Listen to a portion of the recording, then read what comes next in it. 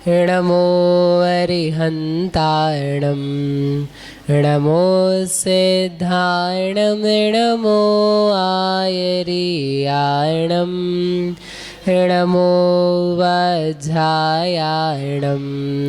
नमो लोये सव्यसाहुणं गुणानां विसरं वक्षे स्वभावानां तथैव च पर्यायाणां विशेषेण नत्वा वीरं जिनेश्वरम्। ये मांगलिक ग्रंथ श्री आलाप पद्धति है। इसके रचयिता आचार्य श्री देवसेन स्वामी है। इसमें दूसरा अधिकार है, उसका अपन ने प्रारंभ किया है गुणाधिकार। इसके पहले द्रव्याधिकार था। उसमें क्यों इस ग्रंथ की रचना करी, किस प्रकार से की है और द्रव्य किसे कहते हैं बताया था, वो आपको बताना है। कौन बताएगा? महेश जी, जल्दी से बोलो। इस ग्रंथ की रचना क्यों की है? ले माइक जल्दी से, सूत्र बोलना है। याद करने वाले एक्चुअली याद कौन कौन करने वाला है? एक बार आप हाथ खड़ा कर दो। 1 2 3 4 5 और कोई 6 7। आपने तो बोला था हमसे मत पूछना। ऊपर से तो बोला आपने कि सूत्र नहीं बोलेंगे। ठीक है, तो दे दो इनको। ठीक है, इनको दे दो, अर्चेश भैया को। बोलो। आलाप पद्धति नहीं, प्रश्न क्या पूछा मैंने? रचना क्यों की है? हाँ, ये बोलना है। वचन रचना, ये वाला द्रव्य स्वभाव से इनको दे दो बस। आखिरी फिर अपन आगे बढ़ते हैं। अपने पास समय आज थोड़ा सा, वैसे भी काम है। द्रव्य लक्षण इनको दे दो। नहीं किया है, बोलो। द्रव्य लक्षण सिद्धेर्थम स्वभाव सिद्धेर्थम च।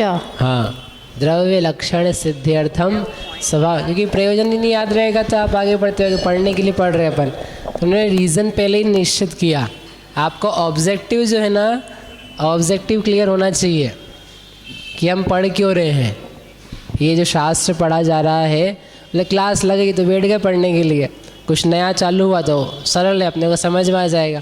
बोले हमारा ऑब्जेक्टिव जो आचार्य भगवान का है, उन्होंने कहा हम तो इसलिए कह रहे हैं कि द्रव्य जनता को समझ में नहीं आता है, स्वभाव की पहचान नहीं है, लक्षण की पहचान नहीं है, और इसको पहचाने बिना स्व स्वभाव की उपलब्धि भी नहीं हो सकती है। तो उससे समझाने के लिए हम यहाँ बैठे हैं। समझ में आया? द्रव्य की सिद्धि करना, द्रव्य के लक्षण की सिद्धि करना और उसके माध्यम से स्वभाव की सिद्धि करना, ये इसका प्रयोजन है। ये हम आपसे कभी पूछ सकते हैं। और ये क्या है? आप तो बोल रहे हो याद करने का। आपको इससे समझ में आना चाहिए कि मैं पढ़ने के लिए उद्यत क्यों हुआ हूँ। कोई रीज़न है ना पढ़ने के लिए, क्या मेरा पर्पस क्या है। उनका ऑब्जेक्टिव ये, मेरा ऑब्जेक्टिव और उनका ऑब्जेक्टिव मैच कर रहा है क्या, मिलान कर रहा है क्या। मुझे द्रव्य पहले से ही पता है, तो फिर पढ़ के क्या करोगे।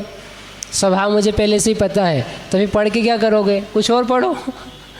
भाई जो हम पढ़ाने वाले हैं, 1 और 1 2 होते हैं, 2 और 2 4 होते हैं, ये हम पढ़ाएंगे इस क्लास में। और आप बोलो हमको पहले से पता है, तो आप पढ़ोगे क्या फिर उससे? नहीं पढ़ोगे ना। इसलिए जो तीसरे सूत्र में उन्होंने पर्पस दिया है, लक्ष्य दिया है कि हम तो इस प्रयोजन से इसको कह रहे हैं। तो अपने पास यदि उसमें खालीपना हो तो अपने को मज़ा आएगा, समझ में आएगा, कुछ सीखा जाएगा। और आपको पहले से पता हो तो कोई मतलब नहीं है, या नहीं भी पता हो लेकिन आपको जानने में इंटरेस्ट नहीं हो तो भी कोई मतलब नहीं है। ठीक है। तो द्रव्य का लक्षण बताया था। द्रव्य का लक्षण क्या है? सद्रव्य लक्षणम। और सत का लक्षण है उत्पाद व्यय द्रव्य युक्तम सत। इस सूत्र को लेकर के 4 बातें बताई थी। उन 4 बातों को आपको कहना है। कौन कौन कहेगा? 4 बातें याद है इस सूत्र को लेकर के? हाथ या ना बोलो। नहीं, ठीक है। शशिबेन जी पता है 4 बातें यहाँ लिखी थी ना अपन ने? क्या कहा था? एक समय में उत्पाद व्यय द्रव्य तीनों एक साथ होते हैं, पहला पॉइंट था। ठीक है। दूसरा, एक ही पर्याय का उत्पाद और उसी पर्याय का व्यय एक साथ नहीं होता है। ठीक है। फिर आगे, एक ही वस्तु में उत्पाद व्यय द्रव्य घटित होता है, किसी का उत्पाद किसी का व्यय ऐसा नहीं हो सकता है। 3 और चौथा है हाँ, जो क्या बोलते हैं उसको, रेट ऑफ उत्पाद व्यय है। उत्पाद व्यय होने की जो गति है वो सभी पदार्थों की समान है। ये प्रिंसिपल्स हैं हमारे, स्कूल के नहीं, सिद्धांत। ये 4 बातें आपको याद रखनी है। चौथी बात समझ में आई? चौथी बात क्या है? उत्पाद व्यय द्रव्य की जो गति है वो गति सबकी एक जैसी है। सबकी यानी जितने द्रव्य हैं, जितने पदार्थ हैं, उन सब में गति एक जैसी है। गति का मतलब उनमें होने का टाइम, उत्पाद व्यय होने का जो समय है वो सबके लिए एक जितना है। यानी इसका अर्थ ये है 24 घंटे जितने भारत में होते हैं उतने ही 24 घंटे अमेरिका में भी होते हैं। ऐसा नहीं कि वो लोग ज़्यादा फास्ट हैं तो उनको तो क्या है कि ज़्यादा टाइम मिलता है 24 घंटे के। उनकी वो जो क्या बोलते हैं क्लॉक होती ना, वो क्लॉक उनकी तेज़ चलती है या धीरे चलती है, तो उनके 24 घंटे अलग हैं और अपने 24 घंटे अलग हैं। ऐसा नहीं है जैसे 24 घंटे भले भारत के हों, चाहे गांव के हों, चाहे शहर के हों, चाहे मेट्रो सिटी के हों, चाहे विकसित के हों, चाहे अल्प विकसित के हों, चाहे विकासशील के देश के हों, चाहे अंतरिक्ष के हों, चाहे नरक के हों, चाहे स्वर्ग के हों, चाहे भोग भूमि के हों, चाहे कुभोग भूमि के हों, चाहे द्वीप के हों, चाहे समंदर के हों, चाहे उत्सर्पणी के हों, चाहे अवसर्पणी के हों, हर जगह के 24 घंटे ही होते हैं। क्यों है ऐसा? क्योंकि उत्पाद व्यय द्रव्य की rate of movement is same. समझ में? ये लिए त्रैकालिकता कैसे निकल के आती है? यदि आपके प्रिंसिपल्स सेम होंगे, सिद्धांत सेम होंगे, त्रैकालिक होंगे, तब तो आप समान की बात कर पाओगे। यदि वो समान नहीं होंगे तो अभी तो 24 घंटे कुछ है, तीसरे काल में कुछ और बन जाएंगे, अधोलोक में कुछ और बन जाएंगे, पाकिस्तान में कुछ और बन जाएंगे। ऐसा नहीं होता है। इसलिए क्या है बिंदु? उत्पाद व्यय की जो रेट है होने की वो समान है। इसका तात्पर्य क्या है? इसका तात्पर्य ये है कि जो वस्तुएं बदलती हैं उनका बदलना और उनका ठहरना सबका समान समय के लिए रहता है। ठीक है? जितनी देर में आप बदलते हो उतनी देर में मैं भी बदलता हूँ। जितनी देर में मैं बदलता हूँ उतनी देर में माइक भी बदलता है, उतनी ही देर में बोर्ड भी बदलता है, उतनी देर में दीवार, घड़ी, भगवान, सिद्ध, अरिहंत, आचार्य, उपाध्याय, साधु, अज्ञानी, ज्ञानी, चेतन, अचेतन, मूर्त, अमूर्त, क्रियाशील, अक्रियाशील, जितने प्रकार के पदार्थ हैं वे सब बदलते हैं। ठीक है? फिर इसके आगे पांचवा क्या बता रहे थे? बताते हैं मतलब कि जो परिणमन है वह सदृश विसदृश 2 प्रकार के हैं। नहीं दिखने पर भी उसमें परिणमन पाए जाते हैं। नहीं दिखने से आप उसके परिणमन का अभाव नहीं कर सकते। यानी शॉर्ट में कहें तो सारा जगत प्रति समय कार्यशील है। ये उत्पाद व्यय द्रव्य बता रहा है। सारा जो जगत है वो क्या है? कार्यशील है। और इसके प्रयोग के लिए आपसे कहा था कि हमको दिखाई दे कि चीज़ें कार्य कर रही है, यानी बदल रही है। ठीक है ना? वो जो सदृश उदाहरण लाने के लिए कहा था वो इसीलिए तो कहा था काम कर रहा है। कब काम कर रहा है? इसको आपको बहुत अभ्यास करना होगा। इस बात का। वो चेयर रखी पीछे पड़ी 4 रखी है, हम 1 घंटे से देख रहे हैं, वहीं रखी है, किसी ने हाथ भी नहीं लगाया।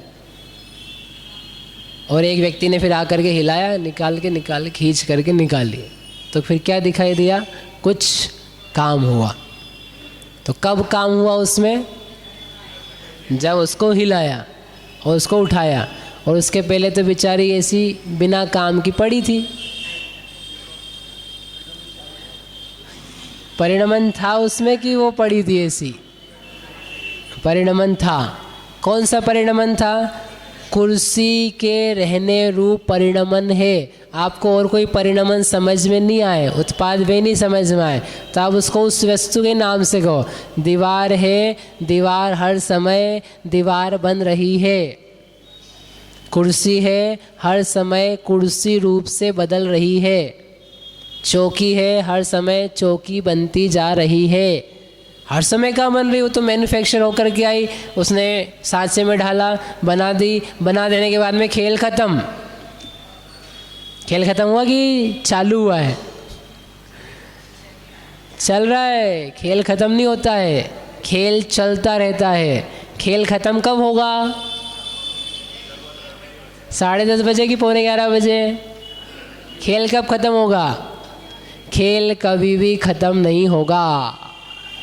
खेल का मतलब वस्तु का बदलाव, परिवर्तन, ये समझ में आ जाए तो फिर हमको जो हम में बदलाव होते हैं उनको लेकर के कष्ट नहीं होगा। इसलिए ये 5वां बिंदु है कि प्रत्येक समय में, क्या लिखा था मैंने अभी, सदृश विसदृश, उसका एक्सप्लेनेशन है, वाक्य शॉर्ट में कहा था, हर समय विश्व क्रियाशील है। पदार्थ, हर पदार्थ क्रियाशील है। सारा संसार विश्व है ना, विश्व एप्रोप्रिएट वर्ड है, सारा विश्व क्रियाशील है। इसको हमको देखना आना चाहिए। ये बहुत ज़्यादा, ये उत्पाद वे ध्रुव समझ में आ गया ना, आपकी ज़िंदगी बदल जाएगी। समझ में आना चाहिए, लेकिन फिर आप गच्चा नहीं खा सकते हो मोह से। आपसे कहा था ना, मोह के लिए उन्होंने लिखा है, जो उत्पाद वे ध्रुव जानता है वह मोहित नहीं होता है। ठीक है, इसके ऊपर जो कहा था, एक पदार्थ में होता है उत्पाद वे। वीर स्वामी को, क्या नाम है, महावीर स्वामी को कार्तिक कृष्ण अमावस्या को मोक्ष हुआ। ठीक है, हुआ, कार्तिक कृष्ण अमावस्या को मोक्ष हुआ, तो उनके मोक्ष जाना गए, वो उनके मोक्ष जाने का उत्पाद हुआ। और उनके कर्म थे 4 अघातिया, थे कि नहीं थे, तो उनके कर्म का क्षय हुआ। तो जिस समय उनके मोक्ष हुआ उसी समय कर्म का क्षय हुआ। सही है कि गलत है? जिस समय महावीर स्वामी को निर्वाण हुआ उसी समय 4 अघातिया कर्म जो उनसे अटैच थे उनका क्षय हुआ। सही है कि गलत है? गलत है। दे दो इनको माइक।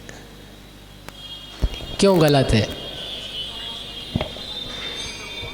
कर्म अलग है और जीव अलग है, और दोनों एक ही चीज में घटेंगे। क्या दोनों? क्या चीज़? माने जो उत्पाद और व्यय जो है, तो उत्पाद व्यय तो मैंने घटाया नहीं है। फिर मैंने कब बोला उत्पाद व्यय? मैंने आपसे एक प्रश्न पूछा है, मैंने 2 बार इसलिए बोला। हाँ, मैंने ये प्रश्न पूछा है कि वीर भगवान को कार्तिक कृष्ण अमावस्या का मोक्ष हुआ, और जिस पल उन्हें मोक्ष हुआ उसी पल अघातिया 4 कर्म थे उनका क्षय हुआ। तो बोलो सही कि गलत? ये तो गलत। और कोई आप बोल रहे गलत है? दोनों कार्य एक साथ नहीं होंगे। अच्छा, तो क्या आगे पीछे होंगे?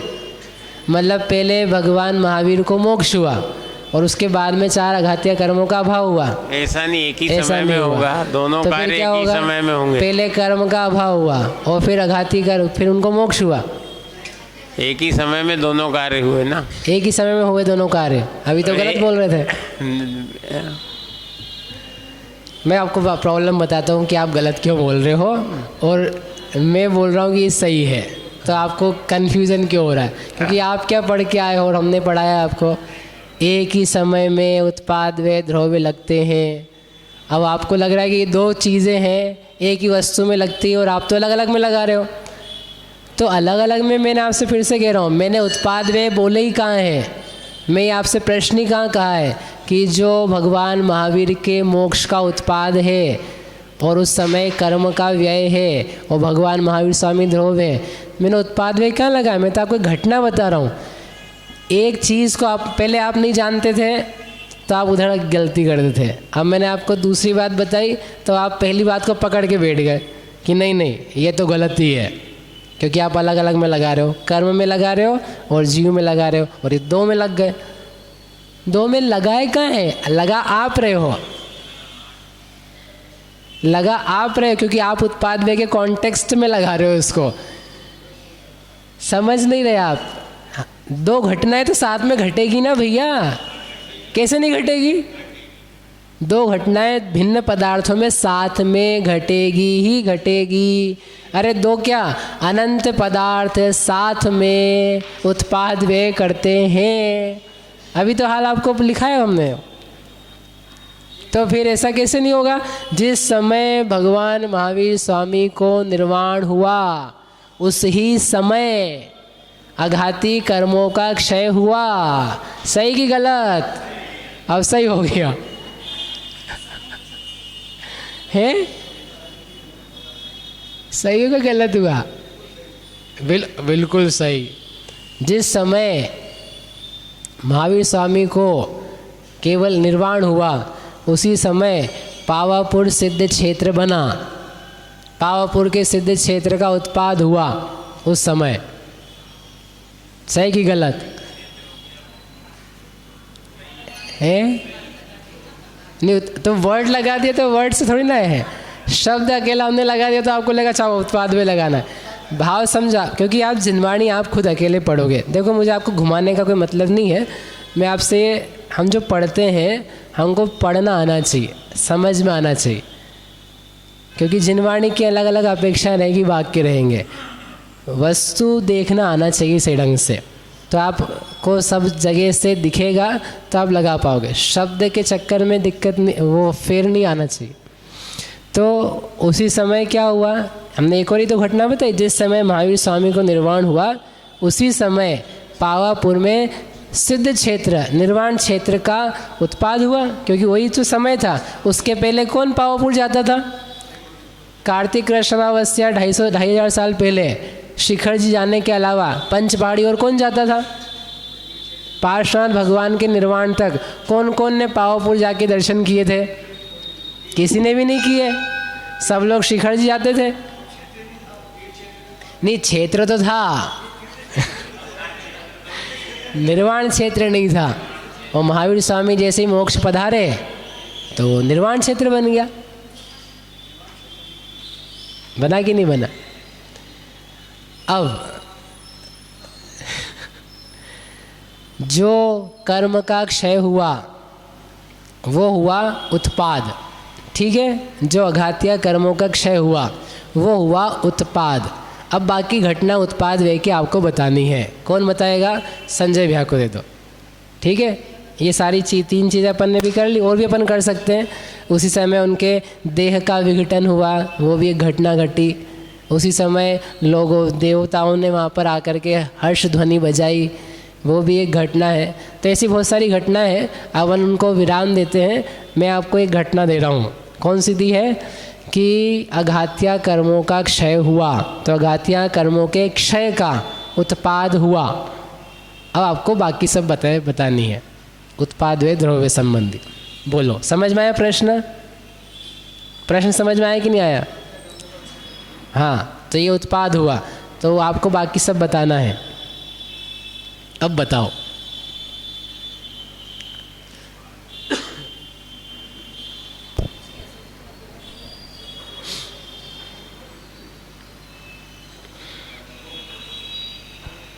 अघातीय कर्म का जो क्षय बता रहा उसका उत्पाद। हाँ, वो तो मैंने ही कह दिया, बाकी आपको बताना है।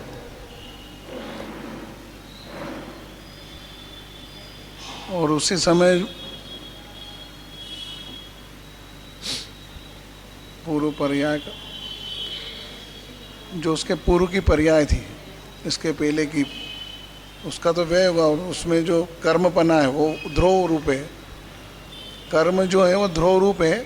हाँ, और जो आपने नए पूर्व पर्याय जो उसके पूर्व की पर्याय थी उसका व्यय जो पूर्व की कौन सी पर्याय थी? जो बने रहने कर्म रूप बनी रही है जो पर्याय।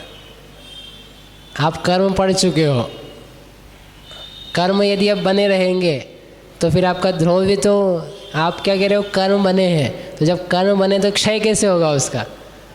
कर्म पने का तो आप अभाव ही कर रहे हो। तो अभाव तो जीव कर रहे हैं, जीव में हो रहा है ना अभाव तो, जीव में हो रहा है, जीव तो अलग ही, कर्म का अभाव हो रहा है ना। तो ध्रुव ही क्या है आपके पास? तो ध्रुव तो जीव रूप ही है ना। तो ध्रुव जीव रूप है। सही जवाब कि गलत जवाब? गलत जवाब, सर को दे दो। आप लोगों को ऐसा तो नहीं लगता है कि अपन खुद ये उत्पाद में अटके हुए, नहीं तो मैं आपको आगे भी बढ़ा सकता हूँ, है? नहीं तो अपन पढ़ सकते हैं आगे का। हाँ, तकलीफ तो आगे नहीं, जिंदगी भर आएगी। बोलो, क्योंकि उत्पाद में ध्रुव समझे बिना सम्यक दर्शन असंभव है। कर्म के क्षय का उत्पाद हुआ, कर्म के क्षय का उत्पाद हुआ, और कर्म रूप कर्म बने रहे, मतलब है? कर्म वर्गणा रूप बने बदल गए हो। कर्म कर्म कर्म कर्म वर्गणा रूप बदल गया। हाँ, तो ये तो उत्पाद फिर से कर दिया आपने।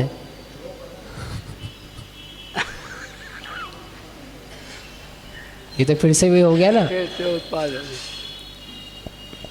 और कर्म कर्म रूप बने। ध्रुव क्या है? कर्म कर्म या कर्म वर्गणा कर्म रूप बने हुए हैं, कर्म वर्गणा रूप बने हुए हैं। कर्म वर्गणा, कर्म वर्गणा को बोलते हैं कार्माण वर्गणा। कर्माण तो वर्गणा। क्या कहेंगे अपन कि पहले भी कार्माण वर्गणा थी। जो कर्म है ना, कर्म रॉ मटेरियल होता है, रॉ मटेरियल का नाम है कार्माण वर्गणा, और वर्गणा ही बदलती है कर्म में। ये तो आप कर्मकांड जो पढ़ चुके जानते।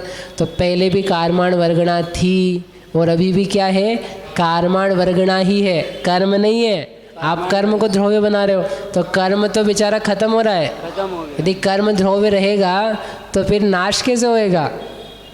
इसलिए कार्माण वर्गणा, और फिर अलग ही जाकर के जीव को ध्रुव बना दोगे तो फिर तो आपने कहाँ पटक दिया उसको। पूरी रेलगाड़ी चल रही थी और एकदम आउट ऑफ ट्रैक, वो नहीं चलेगा। कर्म वर्गणा में यानी कार्माण वर्गणाएं पहले भी थी, अभी भी है, तो वो हुआ ध्रुव्य। और जो उसकी अघात्या रूप स्थिति थी उसका तो हुआ व्यय, और उसकी अकर्म रूप स्थिति का उत्पाद। आपको ये कहना है कि जो आप उत्पाद कह रहे हो, उत्पाद को अपन क्या बनाएंगे? व्यय। घात्या कर्म रूप स्थिति का व्यय, घात्या नहीं अघात्या, अघात्या रूप स्थिति का व्यय। अकर्म रूप यानी अब उसमें स्थिति अनुभाग, नाम कर्म का नाम, गोत्र कर्म का नाम, ये सब खत्म हो गया उसमें से।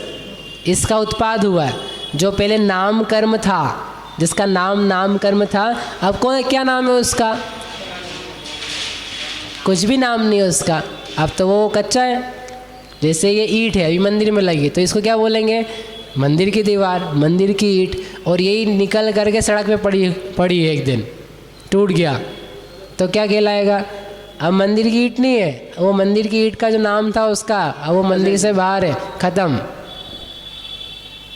ठीक है, ऐसे वो कर्म अकर्म रूप बना, यानी अभी तक उसमें कर्म का नाम था, अब नहीं है, तो उसको बोलते हैं इसका हुआ व्यय।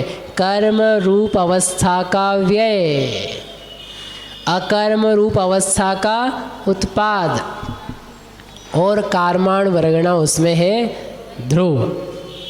ये कर्म क्षय का उत्पाद जो आपने बोला ना, उसमें कंफ्यूज हो गया वो। तो उसको आप ठीक कर लो। कर्म क्षय का उत्पाद, कर्म क्षय का भी उत्पाद हुआ है। कर्म क्षय का उत्पाद यानी अकर्म अवस्था, और कर्म रूप जो अवस्था है उसका व्यय।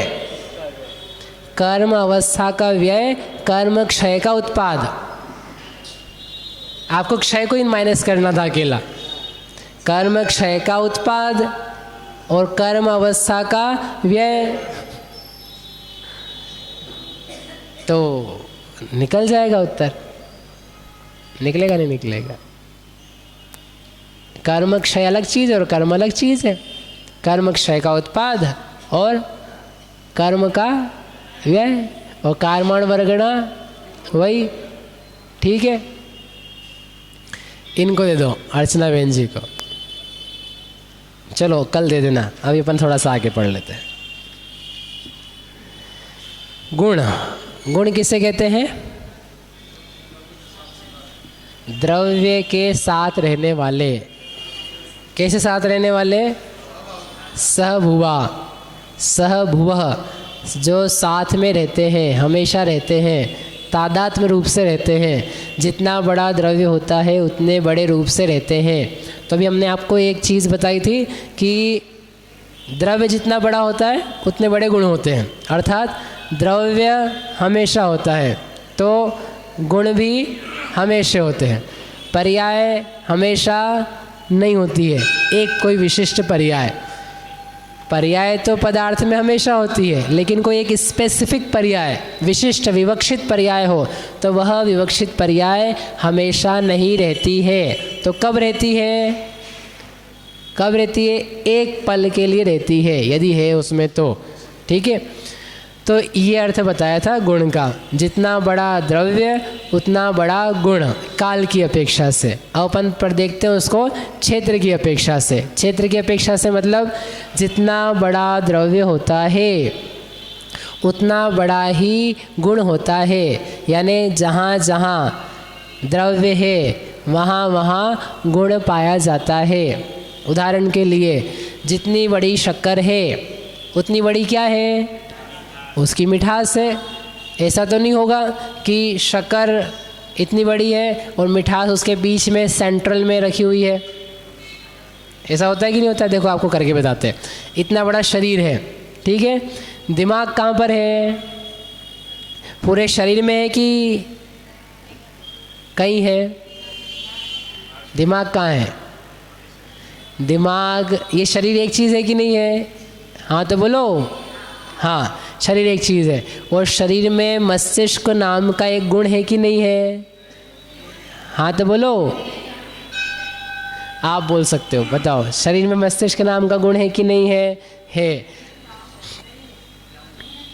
तो फिर वो तो एक ही जगह है। आप तो क्या कह रहे हो? जो गुण होता है वो हर जगह होता है। तो देखो, इसमें प्रॉब्लम शुरुआत के स्टेटमेंट में ही है। शरीर एक चीज़ नहीं है। शरीर में एक पने का व्यवहार किया जाता है। शरीर एक कहाँ से हो जाएगा भाई? ये तो एक चीज़ है जिसमें बहुत सारे पार्ट्स हैं। इसको बोलते ही हैं क्या बोलते हैं उसको? Parts of the body. ये हाथ एक पार्ट है, उंगलियाँ एक पार्ट है, कलाई, बाजू, धड़, कंधा, पीठ, ठीक है ना, हाथ, पैर, मस्तिष्क, रक्त, ये सब इसके पार्ट्स हैं। इन सब पार्ट्स से मिलकर के हमने बनाया है और एक का व्यवहार किया है। मशीन होती मशीन, तो जो मशीन है वो एक है कि अनेक है? एक पंखा लगाया हमने यहाँ, यानी घर पे, तो पंखा जो है वो एक है कि अनेक है? आप घर में यदि स्विच ऑन करते हो तो एक पंखे का स्विच ऑन करते हो कि बहुत सारे पंखे का ऑन करते हो? आप बोलते हो इसे घर में कोई आए, पंखे चला देना। पंखे भैया, पंखे तो नहीं दिख रहे हैं, आपके यहाँ एक ही है, पंखे कैसे चला दें? अरे वही पंखे हम पढ़ के आए हैं आज कि वो बहुत सारा है, कि भाई बहुत सारे उसमें पार्ट्स हैं लेकिन उसकी संज्ञा सबकी मिलकर के एक है। कहने का अर्थ हमारा ये है कि बहुत सारे से मिलकर के एक बना दोगे तो वो एक चलेगा कहने के लिए, लेकिन वो आपको अलग अलग बहुत सारे समझ में आने चाहिए। ठीक है, यदि ये ध्यान में रहा तो फिर आपको ये जो हम बता रहे थे उसमें कन्फ्यूज़न नहीं आएगा कि शरीर एक चीज़ है और एक चीज़ है उसका गुण क्या है? मस्तिष्क एक गुण है उसका, दिमाग एक गुण है, और आप क्या कह रहे हो? गुण सब जगह रहना चाहिए। तो या तो दिमाग को चूरा कर करके सब जगह फैलाएं तो वो तो हो नहीं पाएगा। या फिर आपकी जो गुण की परिभाषा है उसको चेंज करवाएं, वो हम करने नहीं देंगे, तो फिर हम फंस गए कि नहीं फंस गए? तो फंसना नहीं है। तो इसके लिए क्या करना है कि ये चीज़ ही अलग अलग है, ठीक है। शक्कर है, वो शक्कर भी यद्यपि अलग अलग है परमाणु, लेकिन फिर भी वो स्कंद रूप में एकात्मकता लिए हुए है। तो जैसे शक्कर है, तो जितनी बड़ी शक्कर है, जहाँ जहाँ शक्कर है, जितने प्रदेश हैं उसके, उतनी ही सब जगह में क्या पाई जा रही है? मिठास। मिठास एक गुण है। रंग है, रंग क्या है? एक गुण है। तो जितनी बड़ी शक्कर है तो उसमें सफ़ेदी नाम का जो गुण है वो कहाँ कहाँ रहता है पता है आपको? ऊपर, नीचे, आजू बाजू, बीच में, कहाँ रहता है? अच्छा, ये दीवार है, ये दीवार छोड़ दो, वो दीवार है। तो उस दीवार को आप सफ़ेद देख रहे हो, दिख रही है? तो उसमें जो सफ़ेदी है वो कहाँ कहाँ पर है? सब जगह, वो सब जगह।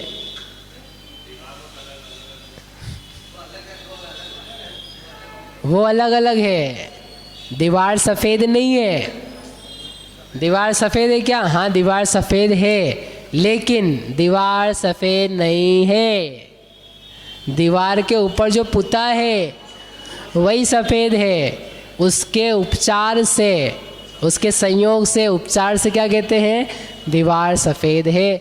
गाथाएँ लिखी उन्होंने 10 समय जी में। जह सिप्पियोदु, शिल्पी और कलई की, सेडिका की।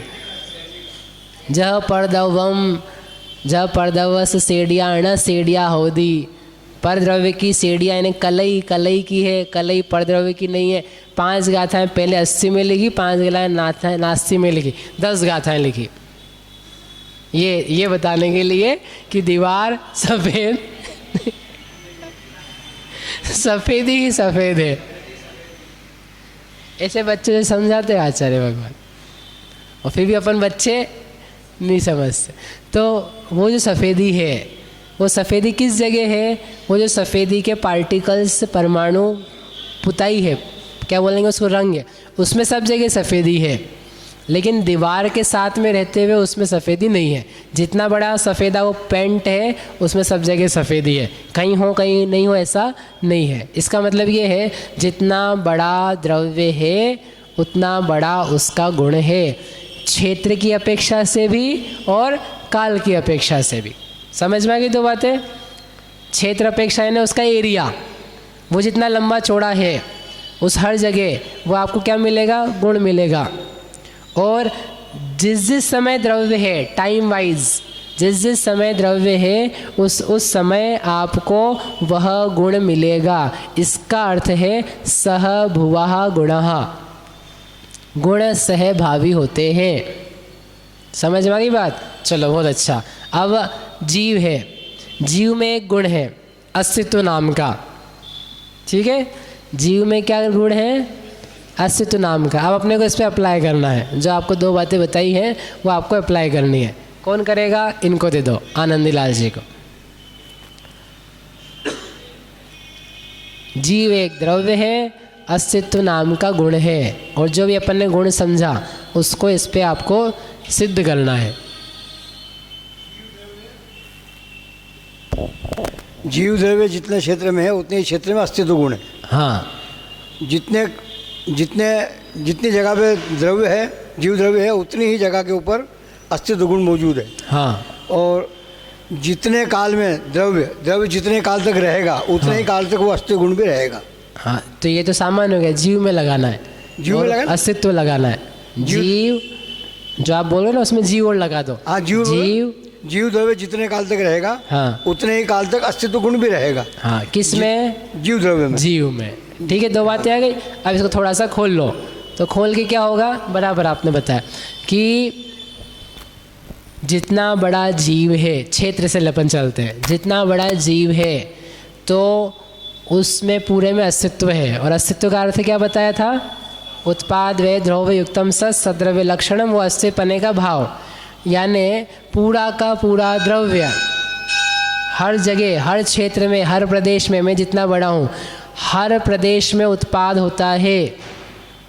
हर प्रदेश में व्यय होता है और हर प्रदेश द्रव्य रहता है। जैसे अपन लड्डू खाएं, ठीक है, लड्डू खाया, कुछ और खाना है क्या? लड्डू में खुश हो आप तो। लड्डू खाया तो लड्डू खा करके अपने को मज़ा आया, है ना। तो आपने मुंह में खाया लड्डू, तो आपको मज़ा कहाँ पर आता है?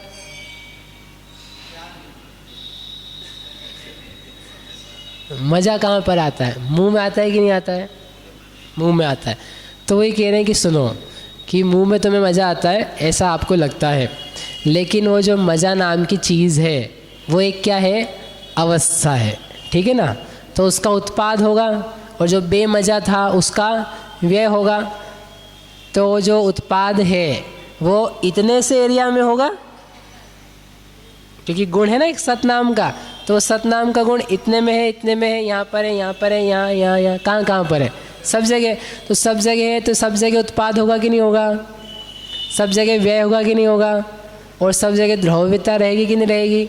रहेगी। तो जो मुंह नाम की चीज़ है, जहाँ पर आत्म प्रदेश है, मुख अलग चीज़ है, तो जो आत्म प्रदेश है मुख वाले, यहीं पर आपका उत्पाद माना जाए कि बाकी सब जगह भी उत्पाद माना जाए? सब दूर। और जो व्यय हुआ है वो व्यय सब जगह का होगा कि कहीं कहीं का होगा, कहीं कहीं का नहीं होगा? पीड़ा हो रही है आपको, समझो किसी ने चुभा दिया, ठीक है, और चुभाने के बाद में आपको लड्डू खिलाया। नहीं, उसने नहीं चुभाया, मतलब ऐसे ही चुभ गया था नहीं तो ऐसे दुश्मनी निकालो फिर लड्डू खिलाओ। तो लड्डू खिलाया तो वो चुभा हुआ है, और जिस समय आपको मज़ा आया, तो जो मज़े नाम की अवस्था है, तो उस समय ऊपर तो मज़ा और नीचे चुभा, तो आपको दुख होगा कि सुख होगा? उस समय सुख होगा कि दुख होगा? ये पूछ रहा हूँ मैं आपसे, कि दोनों होगा? कल चुभा करके और लड्डू खा करके आना और मुझे बताना कि अपने को क्या हुआ है। चुभा हुआ भी है और लड्डू भी है, और इधर उधर का व्यय मत कर लेना। चुभे हुए का व्यय, लड्डू नहीं, लड्डू का व्यय और सुख का उत्पाद, ऐसा नहीं लग पाएगा। आप सोच के आना, ये अपने को लगाना है। क्या लगाना है? अस्तित्व नाम का गुण और जीव नाम का द्रव्य, और अस्तित्व का अर्थ है उत्पाद व्यय द्रव्य। तो सारे प्रदेशों में उत्पाद, सारे प्रदेशों में व्यय, सारे प्रदेश द्रव्य, फिर हर पल उत्पाद व्यय द्रव्य और हर पल जीव, त्रैकालिक रूप से लगाना है और सारे रूप से लगाना है।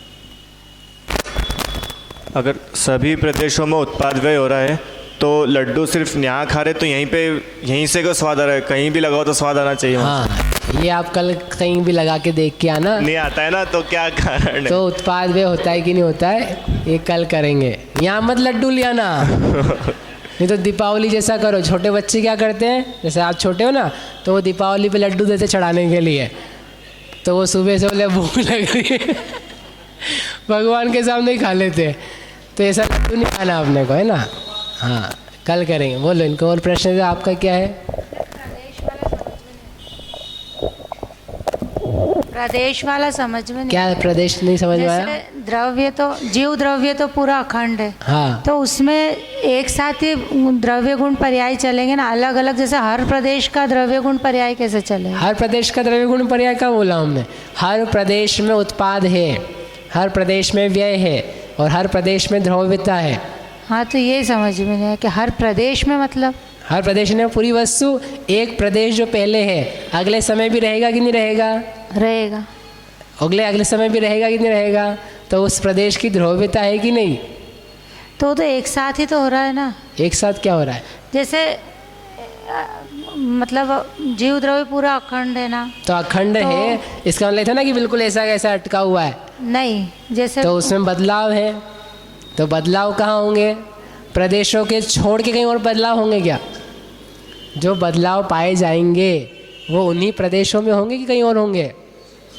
शक्कर थी, शक्कर का इतना बड़ा डला, वो डला आपने पानी में डाल दिया और वो फैल गया, तो जो फैला है तो फैला उसके अपने पार्टिकल्स में ही है कि कुछ और चीज़ फैल गई है? पार्टिकल्स। तो वो पार्टिकल्स ही तो हैं। तो ऐसे जीव है, तो जीव इतना लंबा चौड़ा है, तो वही जीव ज्ञान रूप, वही जीव अज्ञान रूप, वही जीव सुख रूप, वही जीव दुख रूप, ऐसे होते हुए पूरा का पूरा बदलता है कि नहीं? तो उसके क्षेत्र में बदलेगा कि कहीं और बदलेगा? तो प्रदेश का अर्थ क्षेत्र ले रहे हैं क्या? प्रदेश का अर्थ क्षेत्र ही तो होता है। उसका जो क्षेत्रात्मक स्वभाव है वो प्रदेश है। क्षेत्र की अपेक्षा से पूरा एक असंख्यात प्रदेशी एकत्व कहा जाता है। ठीक है, और विचारना अपन कल करेंगे। 5 जो बातें बताई ना, कितनी बताई? 4 की 5? 5। वो 5 याद रखनी है आपको, और रखनी नहीं, देखना, उसको प्रयोग करना है, तो आपको उत्पाद वे द्रव्य से वस्तु समझ में आएगी।